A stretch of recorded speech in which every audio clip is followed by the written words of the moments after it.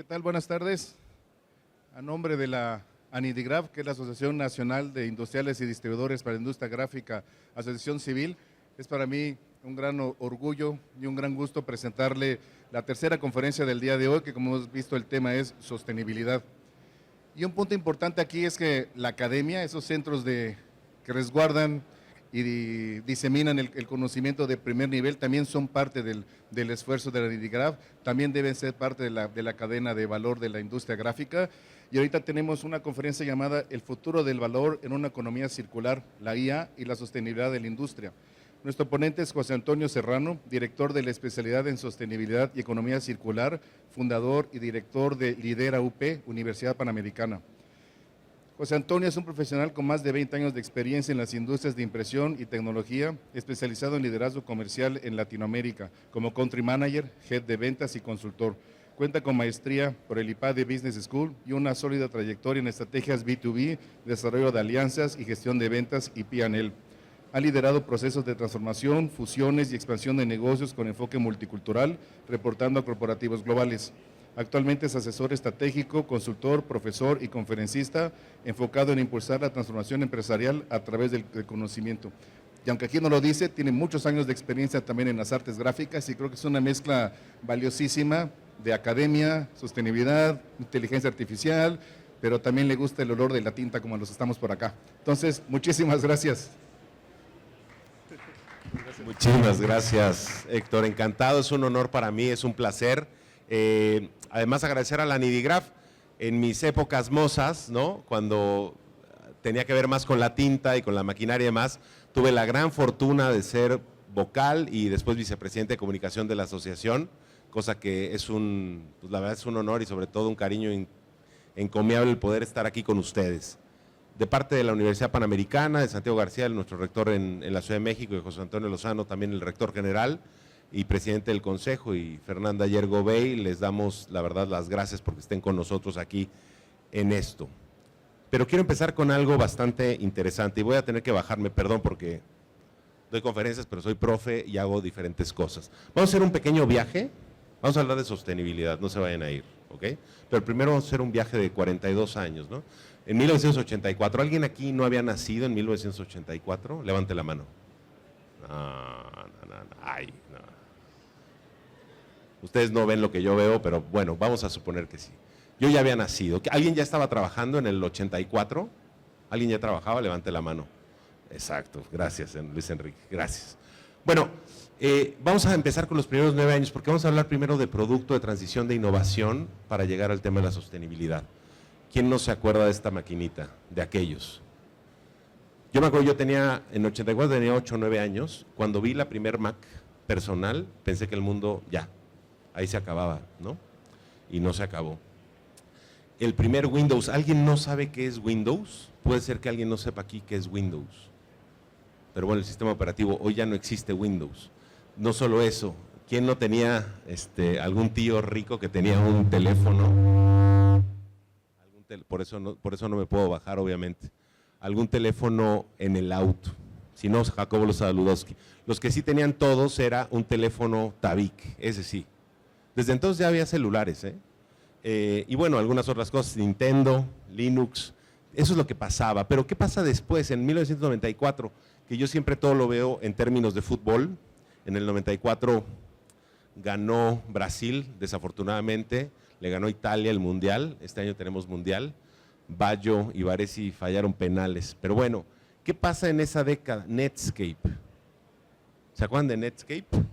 Hay gente que no se acuerda de Netscape.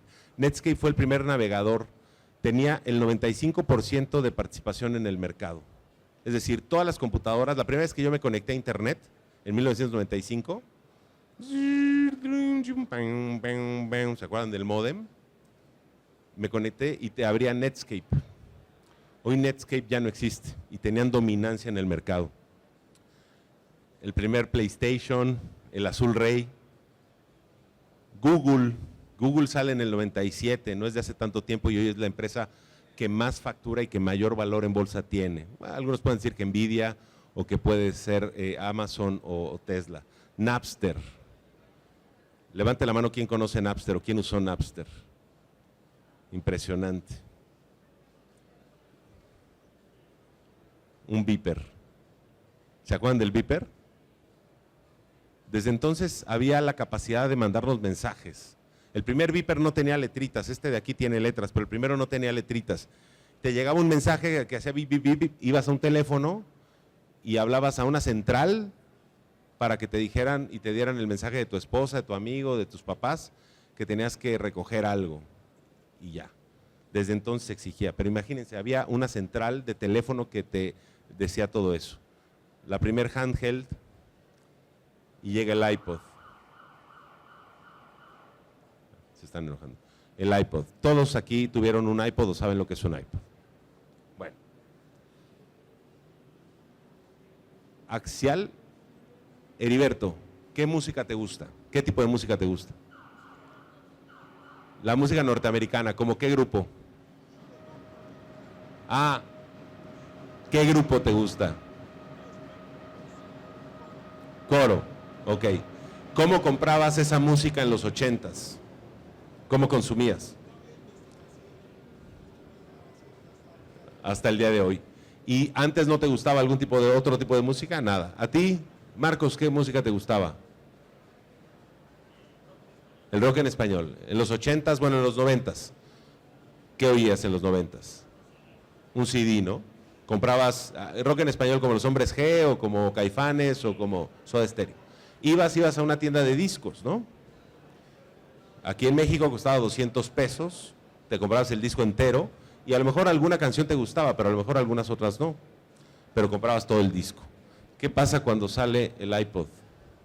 ¿Cómo consumes la música? De la noche a la mañana, ¿cómo empezaste a consumir la música? Ya no comprabas el CD, te metías a iTunes y comprabas una canción que te costaba 20 pesos.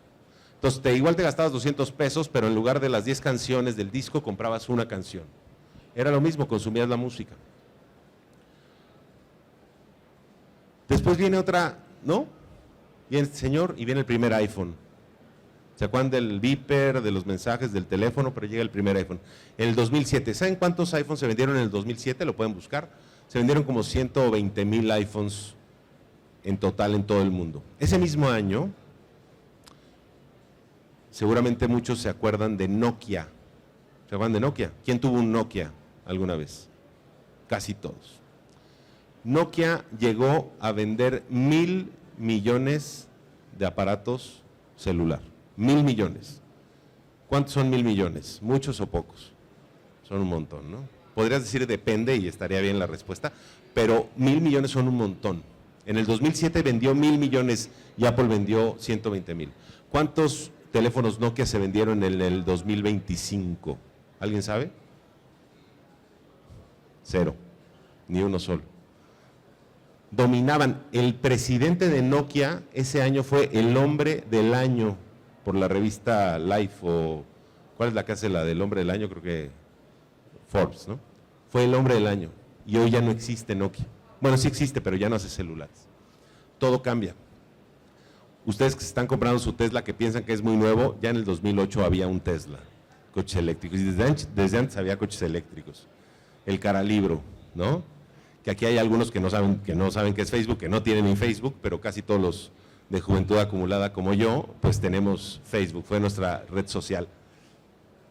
Y diferentes cosas pasaron también, en esa, el Nintendo Wii y YouTube. YouTube es quien realmente innovó y transformó el mundo de streaming. No fue Netflix, no fue Spotify, fue YouTube.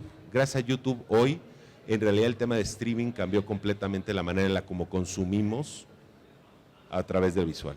Y Spotify. Marcos, habías comprado tu CD, después compraste tus canciones en iTunes y ahora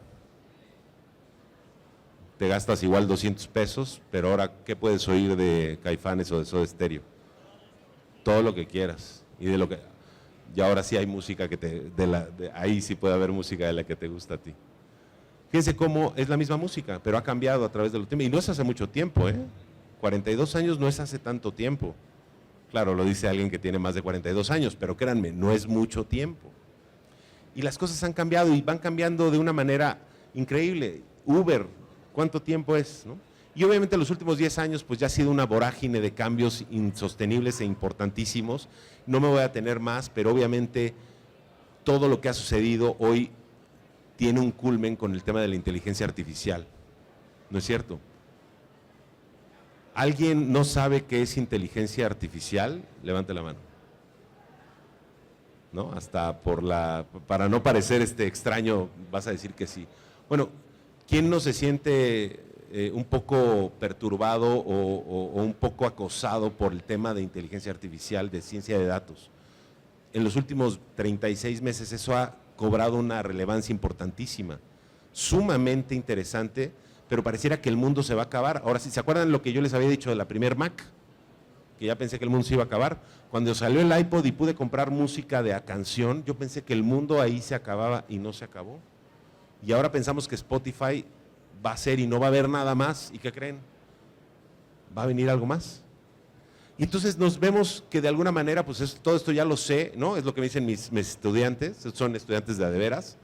Me dicen, ¿pero y yo qué? ¿O hoy qué? ¿No? Fíjense cómo las macrotendencias de lo que están los negocios viendo, las personas que trabajan en todos los negocios a nivel mundial. Esto es el reporte del World Economic Forum del 2024 que se publicó a mediados del 2025. Fíjense todas las tendencias. La primera y la principal, 60% de la gente entrevistada dice que una de las tendencias más importantes es que se está abriendo esa brecha digital, se está cortando a través de abrir toda la parte digital por todos lados. Y lo vemos, todos tenemos un celular, todos están grabando, están conectando, estamos transmitiendo en vivo. Nada más ayer en la noche yo creo que habré visto entre TikToks, posts y demás, pues unos 150 por lo menos de expográfica. Y todos tenemos acceso, vas al pueblo que sea, no hay agua potable, pero probablemente sí haya manera de llegar al internet y el tema digital está. Pero no nada más esa es la megatendencia, otra megatendencia es el costo de la vida. El costo de la vida, no sé si se han fijado, pero después de la pandemia todo ha subido tremendamente de precio. Y no hablo nada más del jitomate que ahora está en 89 pesos. Todo ha subido, la renta, la educación. Mi madre cuando iba a la escuela, a la universidad, ¿no? Hablando de universidad, ella trabajaba yendo a la universidad y con el 30% de su sueldo pagaba la colegiatura. Hoy eso es imposible para un joven que está estudiando, es imposible. Necesitas una beca, necesitas… No solo eso, la otra, tercer megatendencia es que hay incrementalmente todo mundo está como loco con la IA, con el tema digital, pero también tratando de ver cómo reduce la huella de carbono, cómo reduce las emisiones de carbono. Y esto a lo mejor a ustedes no lo saben, pero siempre que dicen, voy a usar este material en lugar de este, voy a hacer esto en lugar de aquello, voy a reducir el impacto, voy a reciclar, lo que están al final haciendo es preocupándose por el tema de las emisiones de carbono. Eso es lo que están haciendo a lo mejor sin saber, pero de manera elegante ya pueden decir que ustedes están reduciendo las emisiones de carbono. Y que estaba en cuarto, que ahorita sería el primero, incrementalmente todos los problemas sociales, económicos y políticos. Ya era un problema hace 2 años y hoy, yo estuve hace 2 meses aquí en Guadalajara, fin de semana medio complicado, ¿no? Vine a una boda, me la pasé muy bien y el domingo me tuve que quedar hasta el martes porque no pude salir, por lo que pasó. Dubái era un paraíso para irse a vivir, o en Qatar, y ahorita pues no puedes ir. Los problemas en el estrecho de Hormuz, la guerra en Ucrania, para donde voltees está todo hecho un desastre. No solo eso, sino que además la tecnología que está haciendo esto, lo vimos, es fundamentalmente 8 de cada 10 personas dicen que el tema tecnológico de relevancia es la inteligencia artificial en la parte de los procesos, los robots autónomos y los sistemas, y la distribución y la generación de energía. Son las 3 principales tecnologías que están siendo afectadas. Y entonces aquí yo conozco ahora de educación, conocía de tinta y de máquinas, y conozco de mucho de negocios, pero conozco ahora de educación. Y entonces, ¿qué creen? Para un profe el tema de la inteligencia artificial pues es un tema complicado, porque pues ahora tú dices lo que sea, es más, yo le estoy diciendo ahorita todo lo que les estoy diciendo y muy educadamente ustedes no están viendo su celular a ver si lo que estoy diciendo es verdad, pero en el aula, con todos mis alumnos, lo que yo estoy diciendo en el instante la gente está validando que lo que yo digo sí es verdad, solo para que se den una idea. Y te rebaten y dicen, no, aquí dice otra cosa. Bueno, pues entonces, ¿qué vamos a hacer? ¿Se va a acabar? ¿No? Hay personas que piensan, por ejemplo, que la educación con la IA pues, será como tener un Einstein para cada niño, ¿no? Hombre, y sí. Aquí podemos salir a la calle y traer a un joven de 11, 12 años y puede recitar mejor toda la historia de la impresión del papel y de la tinta que cualquiera de nosotros, con media hora que pueda buscar la información y probablemente esté correcto. Pero fíjense cómo, así como los productos se desarrollaron, así como las tendencias fueron avanzando, pues este tema de la IA y este tema de la evolución tecnológica, pareciera que eso no es la primera vez que pasa. ¿Alguien sabe quién es este señor? Tomás Alva Edison. Bueno, se supone, ¿no? Yo no lo conocí. El del foco y muchas otras cosas. Él tiene una frase muy buena que decía, más o menos versaba como que, híjole, los que creen que no es posible, dejen de molestar a los que lo estamos intentando, ¿no? Y de qué raro que siempre atinamos a la última vez. O sea, si te quedas en la penúltima, no atinas, pero si llegas a la última, si lo intentas otra vez, llegas. Pero fíjense cómo él, un visionario, pensaba similar a Elon Musk. Creo que el video, se refería al cine, porque en ese momento estaba el cine, está destinado a revolucionar nuestro sistema educativo y que en pocos años suplantará gran medida, si no totalmente, el uso de los libros de texto. La pregunta es, ¿ustedes tomaron clases en video o en cine, en películas? ¿Tomaron clase en un salón con libros de texto? ¿Y qué creen? Nuestros hijos, nuestros sobrinos, las nuevas generaciones, están utilizando medios diferentes, pero están también utilizando libros de texto y están en un salón. Y la tecnología es un poco más amigable y puedes hacer más cosas y proyectas más. Pero esto no es un cambio de que ya no va a existir. No quiere decir que no vas a usar la tecnología. Lo que trato de decir es que no es la primera vez que nos pasa esto. Vivimos en una complejidad tremenda. Pasar del punto A al punto B antes era relativamente sencillo, o creíamos que era sencillo, y hoy es cada vez más complicado. Y no nada más por Trump y lo que está pasando con la guerra, sino porque así es la realidad. Las cosas son más complejas, hay más información, todos tienen acceso a más cosas. Y esto, bueno, seguramente les han hablado y les hablarán y ya lo conocen. Bueno, pues existía el tema de VUCA, que era, vivimos en momentos variables, inciertos, complejos y con mucha ambigüedad, que así son los tiempos que vivimos. No voy a detenerme aquí porque esto es como ya old fashion. Y ahora, no nada más eso, ¿no? Sino que dijeron, no, ya, ni siquiera la parte VUCA. Ahora, todo es brittle, anxious, non-linear e incomprehensible, ¿no? O sea, brittle es frágil, ahora somos frágiles, ansiosos, las cosas no son no lineales y sobre todo es los 5 o 6 problemas que les dije mundiales políticos que tenemos ahorita. ¿Quién se anima a explicármelos? Lejos de que tengan la teoría de conspiración, de que los chinos, o sea, ¿cómo se explican todo eso que está pasando? Estamos viendo en esto, ¿no? Pero ¿qué creen? Esta es la foto de Artemis 2, ¿no? Artemis 2 fue el transbordador que ahorita acaba de ir a la Luna, darle la vuelta, y esta es la nueva foto de la Tierra. Ahí vivimos, ahí tenemos todo este problema. Y el problema no es nada más de la sostenibilidad de esta Tierra común, no es nada más del planeta, sino de cómo tú y yo vivimos con esta fragilidad, ansiedad ante problemas tan así. Porque en realidad, insisto, no es nuevo, tan no es nuevo que hay un concepto buenísimo que son los problemas wicked, o los wicked problems, que son los problemas raros, extraños. ¿Sí o no que tenemos hoy, hasta en nuestras relaciones familiares, problemas así? Esto lo decía en 1974 ya Riddle y Weber, cuando hablaba de los dilemas de la planeación. En la empresa, en el mundo de los negocios, los problemas son raros. A veces pensamos que, bueno, lo que hay que hacer es vender, lo que hay que hacer es atender al cliente, dar buen servicio, entregar a tiempo, pero la realidad es que los problemas son un poco más complejos de lo que parecen. Y estos wicked problems, de alguna manera, tienen que ver con sostenibilidad. Y si no me equivoqué, en la S que tiene el signo de número, van a decir, ya salió el cerdo capitalista aquí. No. El tema de sostenibilidad, pensando en la empresa, ¿qué es lo primero que tiene que hacer una empresa si quiere ser sostenible? Pues tiene que generar recursos o hacerse de recursos para poder perdurar en el tiempo.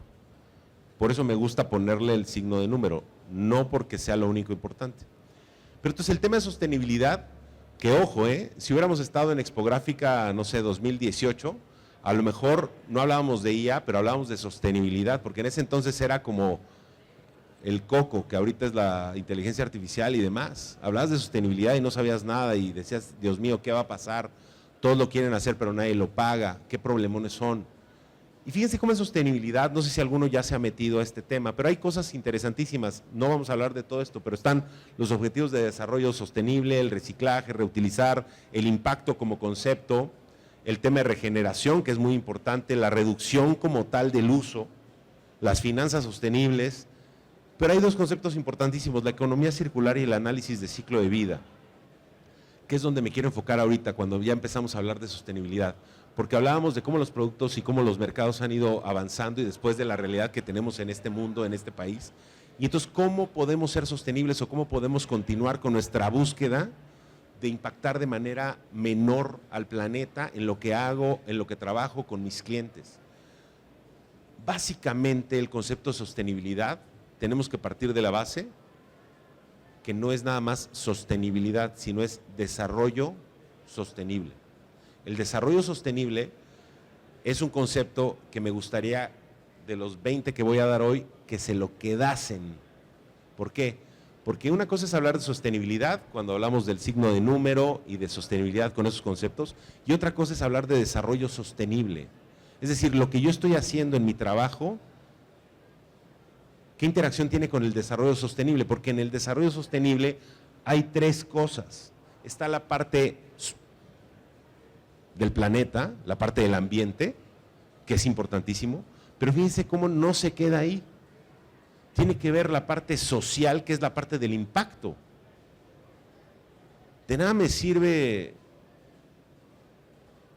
pensar que reciclando salva al planeta si no hay un impacto también social en lo que estoy haciendo. Pero aquí viene lo que a algunos les puede causar escozor, el tema económico. Tiene que haber impacto social, pero también una sostenibilidad económica. Y por otro lado tenemos lo que es el análisis de ciclo de vida, que es ver lo que consumimos, lo que producimos, lo que desarrollamos a través de 5 pasos, no nada más el uso, sino de dónde viene, cómo llegó, cómo se produce, cómo se opera y qué pasa cuando lo utilizo. Y aquí vamos a hacer un ejemplo muy sencillo y podríamos hacerlo con un ejemplo de la industria, pero vamos a hacer con un ejemplo más común, ¿no? Aquí la pregunta es, todos han visto uno de estos, ¿no? Es un para tomar café o para tomar agua, ¿no? Un bote generalmente de plástico. Y esas son unas botellas de PET. ¿Qué es mejor? ¿Usar el de la izquierda o usar el de la derecha? ¿Qué es mejor desde el punto de vista de desarrollo sostenible? Tú dices que el de acá. ¿Ok? ¿Alguien más? Ya tienes el tuyo, muy bien. ¿Alguien más? ¿Alguien diría que el de PET? Nadie va a decir que el de PET. ¿Tú sí? Ahorita vamos a ver. No, ¿tú también? Ah, perfecto. Todos pensaríamos que este es mejor, ¿no? ¿Por qué pensaríamos que es mejor? Bueno, pues porque ahí le pones agua, lo usas durante un tiempo, en cambio acá estás usando muchas botellas de PET y es plástico. Ok, en ese cacho puede ser que sea mejor. Yo no voy a responderles cuál es mejor, lo que quiero es que ahora volvamos a este tema. Piensen cómo se hizo una y cómo se hizo otra. Es decir, ¿qué recursos necesitaste para hacer las 10 botellas de PET? Los que sean. Plástico, pellets y demás. Pero generalmente ¿dónde se produce? ¿Dónde se produce? Se produce cerca, ¿no? El agua no la traen en PET desde China, ¿no? La traen de aquí, de cerca. ¿Cómo se produce el MOG, el que tú ya tienes? También es plástico, pero ¿dónde se produce? La energía que se necesita para producir ese. Suponiendo que viene de China, que es lo más probable, ¿no? ¿Cuánto tuvo que andar ese bote para llegar hasta Expográfica 2026. ¿Sí se dan cuenta? La cantidad de recursos que se utilizaron para que ese bote llegara hasta Expográfica.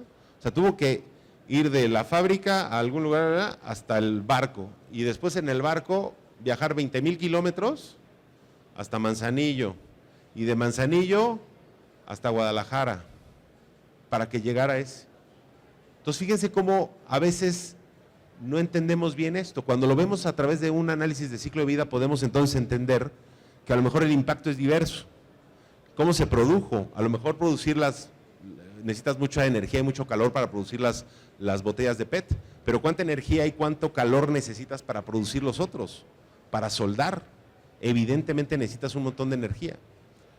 La operación y por último el reciclaje. Al final el PET sí lo puedes reciclar, la otra cosa también la puedes reciclar, pero es mucho más difícil descomponerla. Necesitas una energía brutal para descomponer un bote de esos. ¿Sí está claro? Podrías utilizar los componentes de ese bote, pero piensa en la cantidad de energía que necesitas para desacoplarlos. Entonces, por eso la pregunta, ¿qué es mejor? No sabemos, no es tan fácil. La otra muy fácil, el coche eléctrico. Oye, pues estoy utilizando energía, no estoy sacando humo ni estoy quemando gasolina. Perfecto. Voy, llego, conecto, enchufo en mi casa, ¿no?, el coche y se carga. La pregunta es, ¿cómo se generó la energía para cargar el coche? Pues en Tula, en una termoeléctrica, quemando combustóleo. ¿Cómo se produjeron las baterías? No como las que haces después con ellas, porque no sé si conocen la radioactividad, pero esas cosas siguen ahí. Vamos a irnos a cómo las produjeron. Pues las produjeron en minería a cielo abierto, que es lo más contaminante que hay. Entonces, no es que una sea mejor que la otra, lo que hay que hacer es un análisis un poco más contundente. Y es justo lo que yo quiero invitar a todos los profesionales y a todos los empresarios de la industria gráfica, porque a veces, un poco orillados por los que fuimos o trabajamos para un fabricante o para un distribuidor, pues somos muy simplistas en decir, mira, esta tinta es mejor, este material es más económico, es más ecológico, pero en realidad, ¿qué es lo que hay después? ¿Qué es lo que deberías de estar preguntándote? Oye, es que es más caro, entonces no me lo están pagando. Ok, pero entonces, ¿qué puedes hacer tú? ¿Qué puedes buscar? No es nada más la máquina o la tinta o el material, es cómo estás haciendo los procesos internamente tú, cómo estás impactando en tu planta todos estos conceptos, cómo manejas este ciclo de vida con ello. Y esto es importante, y con esto también que se lo queden, porque tenemos que entender que el desarrollo sostenible habla del tema del planeta, que es importantísimo, pero que no sirve de mucho si ese beneficio para el planeta no está acompañado de un impacto social y de un valor económico real. Si no, no va a servir de mucho. Y que siempre tengan en cuenta el tema del ciclo de vida. Hasta hace un par de años que trabajé en la industria, nadie habla de esto, nadie habla de esto. Es más, a veces, muchas veces las autoridades trayendo impresos de otras partes del mundo, como de China y de otros lados, justamente ahí pues el impacto es brutal. A lo mejor a las marcas, a los dueños de las compañías, de las empresas de consumo, podríamos empezar por aquí. Oye, te sale más barato, pero ¿sabes lo que está pasando con ese display que estás trayendo desde de 5,000 kilómetros para acá, en lugar de poder hacerlo localmente? Algunas ideas. Y entonces regresamos al planeta y por eso tenemos esto. Y aquí están, esto lo van a tener para ustedes, pero ahí de alguna manera está la responsabilidad ambiental, que tiene que ver que no solo se trata de contaminar, sino de regenerar. Si tú vas a contaminar, no hay manera de que no haya impacto en lo que haces, no hay manera. Para aquellos que les digan, no, es que papá, ¿por qué imprimes? O mamá, ¿por qué tienen la empresa que imprime? No hay manera de no impactar, todo impacta. Pero el tema es cómo impacta menos o cómo regenero. Estoy impactando, pero estoy haciendo otras cosas para regenerar lo que me estoy llevando. La segunda, que es el impacto social, que tiene que ver con comercio justo, con diversidad e inclusión, y el tercero, que tiene que ver con la viabilidad económica. Pero regresamos al tema de los problemas, haciendo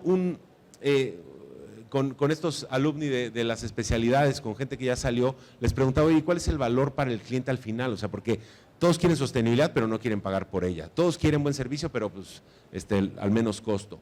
Todo el mundo está compitiendo por lo mismo. Entonces, ¿dónde está el valor? Y veíamos que hay dos tipos de valor, independientemente de la sostenibilidad, y tratemos de fijarnos en esto. Hay dos tipos de valor, está el valor de la empresa y el valor del cliente. ¿Cuál es el valor de la empresa? El valor de la empresa tiene que ver pues con el market share, con la participación de mercado, con las ventas, con el revenue, con el margen que estás haciendo. Y por el otro lado, el cliente pues tiene una necesidad. Todos tenemos como clientes una necesidad. Siempre queremos algo, o vernos bien porque compramos algo que nos gustó, ese mug que te dieron pues te gusta, te sirve para tomar agua, pero también las empresas por algunas razones por la que compran algo, por la que consumen. Aquí la pregunta es ¿qué es más importante? Y tenemos el ejemplo, por ejemplo, de Uber Eats, que aquí claramente vemos cómo tenían valor del cliente y valor de la empresa, ¿no? Esto antes de que existiera la capacidad de tener comida por todos lados. Hoy nos puede llegar comida a cualquier lugar, en cualquier momento y demás. Pero antes no, antes que llegaba, hace unos 8 o 9 años antes de que existiera Rappi y Uber Eats, ¿qué llegaba a domicilio? Pues pizza, ¿no? Si el repartidor sobrevivía, llegaba la pizza, ¿no? Si no, te la daban gratis. Entonces Uber ve que hay una posibilidad y una oportunidad de mercado, pues porque hoy dice, oye, podemos hacer esto. Pero no solo ahí, al tener la oportunidad de mercado, eso son futuras ventas, que eso genera valor para la empresa. Y del lado del cliente, pues no lo sabíamos, pero esto de obtener comida cuando quiero, en donde quiero, pues es un valor. Hoy aquí, en Expográfica, puedo abrir Rappi o Uber Eats y puedo pedir lo que quiera y me va a llegar lo que sea, ¿eh? No es nada más la pizza ni los tacos, es cualquier tipo de comida puede llegarme. Entonces, de alguna manera aquí están los valores. Y la pregunta entonces, ¿qué es más importante? ¿El valor para la empresa o el valor para el cliente, ¿no? ¿Qué es más importante? Podríamos debatir intensamente qué es más importante, pero la verdad es que las dos cosas son importantes. Yo sé que en esta industria también muchas veces decimos que el cliente es primero y que lo que diga el cliente y acomode el lugar, pero aquí veo caras de algunos conocidos que sabemos que sí, el cliente es primero, pero también tengo que hacer dinero. Y el cliente tiene que entender que tengo que hacer dinero, porque si no hago dinero, entonces no soy sostenible. Deja tú que además tenga un programa para replantar cosas, para hacer bien y demás, que tenga un impacto social. Si no hago dinero, si no genero recursos, no soy sostenible, no voy a poder atender al cliente después. Y de alguna manera tenemos los tres tipos de valor: el valor funcional, que es, oye, pues esta máquina funciona igual que la otra; el valor emocional y el valor social. Y estos tres valores se los dejo, hoy no vamos a tener el tiempo de poder ahondar mucho más en ello, pero al final lo que intentamos hacer aquí es que aquí es como se construye el valor. Y los que trabajamos en vidas pasadas saben que lo que a nosotros nos tocaba, que era vender un producto muy caro, muy fancy, muy diferente, pues no podíamos venderlo de manera funcional, porque pues sí, funcionaba igual que otras cosas, pero era más caro y era sostenible. Entonces tenías que jugar con el tema emocional, que para un empresario el tema emocional era sobre todo cuánto dinero voy a generar de más, y el tema social, que pertenecieran. Y eso lo logramos en otra invitación, con mucho gusto les platico de ese muy buen ejemplo. Pero seguimos con los problemas. Y fíjense cómo entonces el nombre del juego, este quote me encanta porque habla de lo que realmente en temas de sostenibilidad y en temas del problema que viene con la IA y de lo que estamos viviendo ante la situación geopolítica, pues realmente muchas de las innovaciones futuras, que al final la innovación es lo que mantiene que Expográfica cada 2 años tenga, que sus empresas sigan aquí, que ustedes como clientes sigan viniendo. La innovación es el motor, pero esa innovación, fíjense cómo cada vez es más responsable de la colaboración que nosotros podamos hacer. ¿Y cómo voy a colaborar, no? Colaborar es necesario pues para sobrevivir. La Nidigraf es un buen ejemplo de esa colaboración, puros competidores que se sientan en la misma mesa para hacer una feria, para atender a clientes, para ver problemas en común. Colaborar es la manera de sobrevivir. Las conexiones y las interconexiones aleatorias son muy poco duraderas. Las conexiones que son, las interacciones que no son aleatorias, que son pensadas, tienen mucha mayor durabilidad. Es mucho más útil y productivo si hay metodología, estabilidad y elementos para conexión, si hacemos la colaboración una manera de trabajo. Es para sobrevivir. Pero este es un proceso iterativo. La colaboración y la parte de la sostenibilidad es un proceso que va iterando 100%. Pero todo esto, ok, Toño, ya nos hablaste 40 minutos de un montón de cosas, de IA, hablamos de valor, hablamos de IA, hablamos de sostenibilidad, hablamos de todo. Y todo está más o menos interconectado. Pero ¿qué hay para mí? What's in it for me? ¿Qué hay para mí? ¿No? Es la otra cosa que mis alumnos me dicen, que les mandan ahí saludos de la UP, ¿no? Son alumnos. Ante estos problemas chiflados. Bueno, pues justamente los problemas más raros y locos son los objetivos de desarrollo sostenible, que son los objetivos, estos 17 objetivos que la ONU y los países firmaron desde hace varios años para el 2030. Y yo sé que ahorita se han vuelto no tan de moda porque Trump no los quiere hacer y porque Estados Unidos, pero al final estos son los objetivos de desarrollo sostenible y tienen que ver con temas de pobreza, de impacto social. ¿Se acuerdan del trinomio de desarrollo sostenible?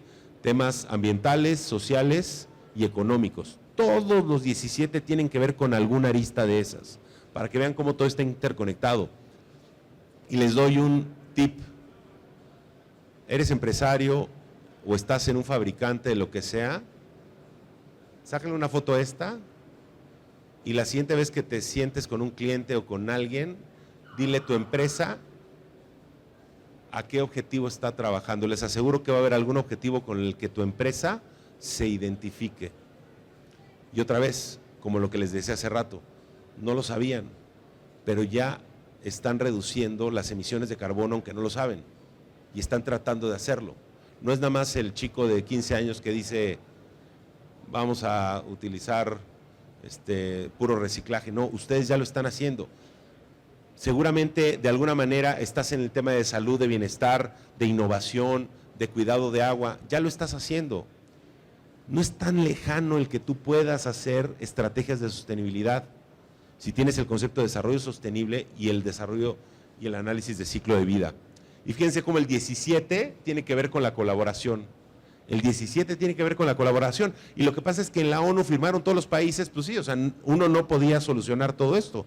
Lo tienen que solucionar entre todos a pesar de lo que esté sucediendo en el mundo, que es algo sumamente extraño.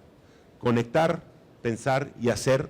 Esto es de una amiga de Marisol Menéndez, que es una entusiasta de la innovación abierta y que ha podido hacer esta brecha entre lo que es innovación, IA y sostenibilidad.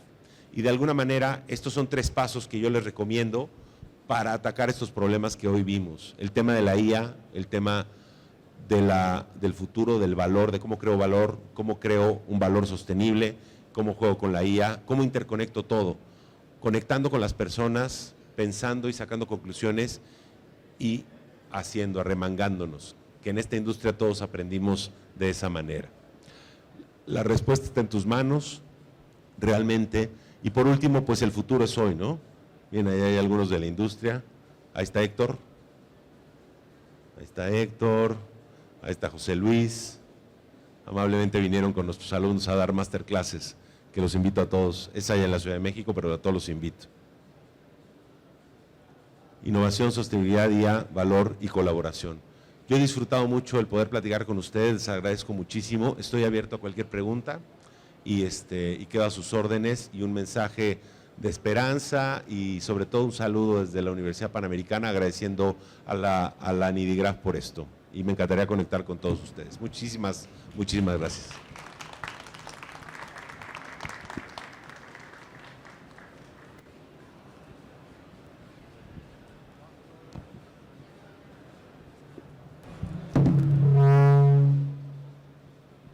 ¿Qué tal? Nuevamente, buenas tardes, pues agradeciéndoles su tiempo, que yo creo, bueno, estoy seguro que fue de provecho, tema interesante en el tema que vimos hoy.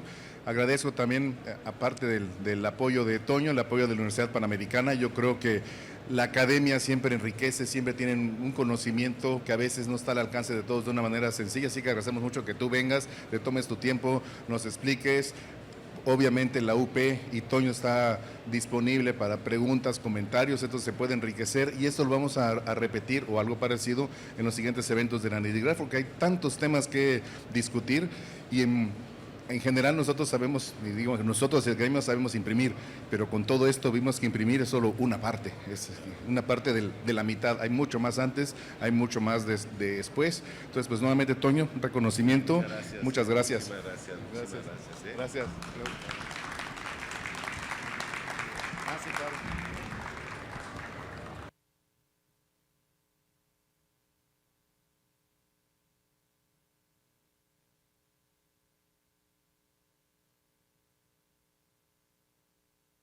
Estamos en la academia, los dos, yo soy docente también, y es cómo hacemos, porque yo noto que al final nuestro trabajo es cómo disminuimos la brecha de lo que los estudiantes deben saber y lo que necesitan para el sector real.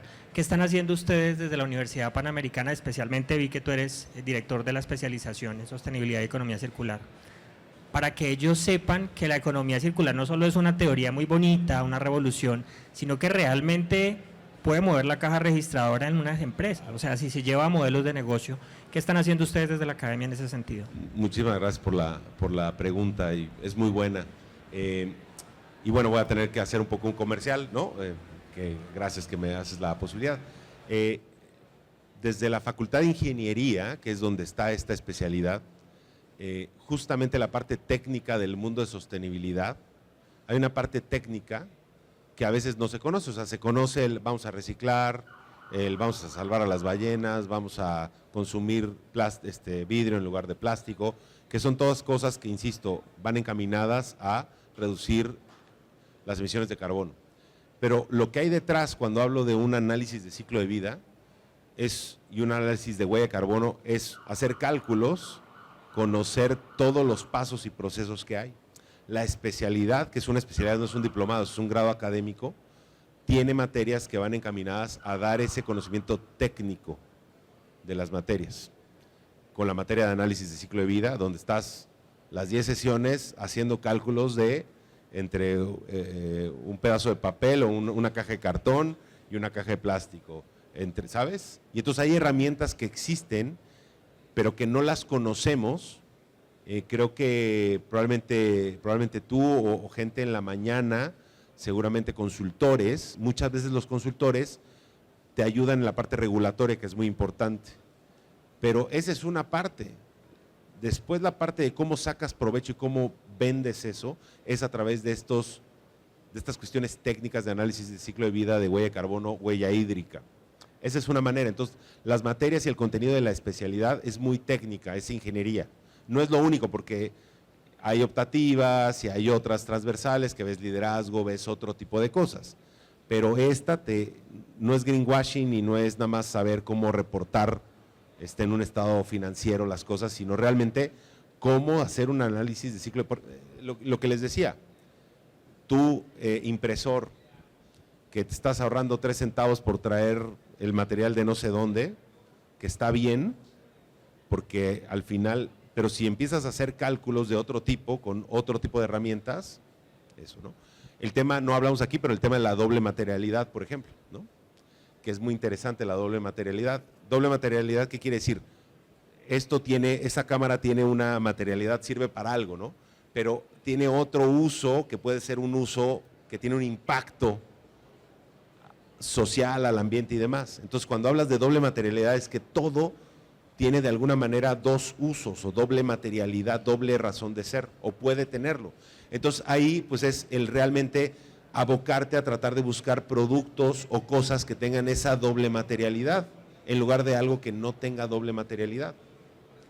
La otra, entonces eso también se ve en la especialidad.